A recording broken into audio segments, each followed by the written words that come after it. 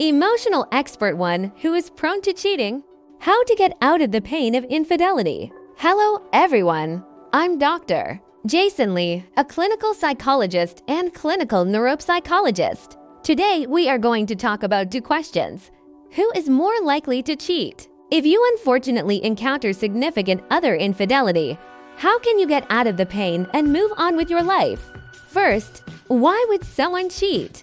A common reason is that certain needs in an existing relationship are not being met. In the psychology of love, there is a classic love triangle theory that divides love into three elements: passion, intimacy, and commitment. One, passion, simply put, it's that feeling of sparks flying, a strong physical or mental attraction. Usually it's obvious during a love period or a one-night stand. But passion alone is not enough for a long-term relationship. 2.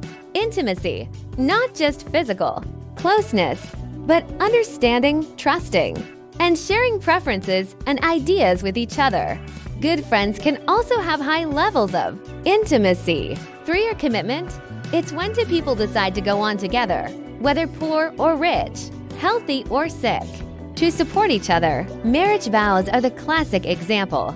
The ideal love is a combination of all three. However, studies have found that over time, passion gradually decreases, while intimacy and commitment tend to grow stronger. That is to say, in a relationship of 2 or 3 years, the passion may not be so high, but people are more familiar, more trusting, and more willing to take responsibility. Here's the problem. People are born with a desire for passion, and when that passion wanes, it's easy to waver and look elsewhere for novelty. Conversely, if we are passionate about significant others but neglect to communicate and plan for the future, a lack of intimacy and commitment can also make people look to others. So, using the love triangle model can help us evaluate and manage relationships, see which corner is wrong and how to fix it. Next, let's see who is more likely to cheat. Psychologists often use the Big Five to analyze. The lower the conscientiousness, the more likely it is to cheat. Conscientious people are more compliant with social norms, have more self-control, and are less likely to do significant other harm. Lower agreeableness also means that it is easier to avoid conflict or to be inconsiderate to significant others, and it is also easy to cheat. In addition, if two people's social circles completely overlap, the cost of cheating is higher and the opportunity is less. Conversely, the circles do not overlap and it is easier to hide. Finally, communication is also critical.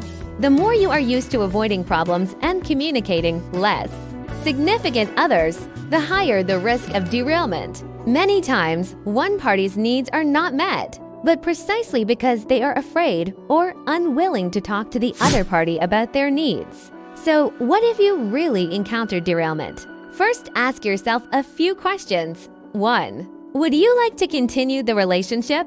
2. Is the other party willing to face up to the problem and work together to fix it? 3. If both parties just avoid it again and again, or if the derailment has been repeated, it is difficult to expect the result to change.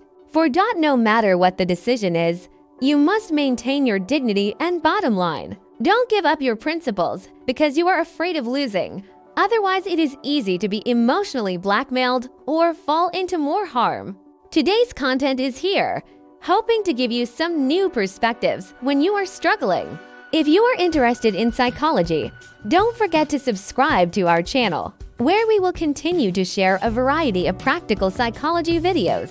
We have also prepared a free speech guide to teach you how to use psychological techniques to improve your confidence and speak more persuasively.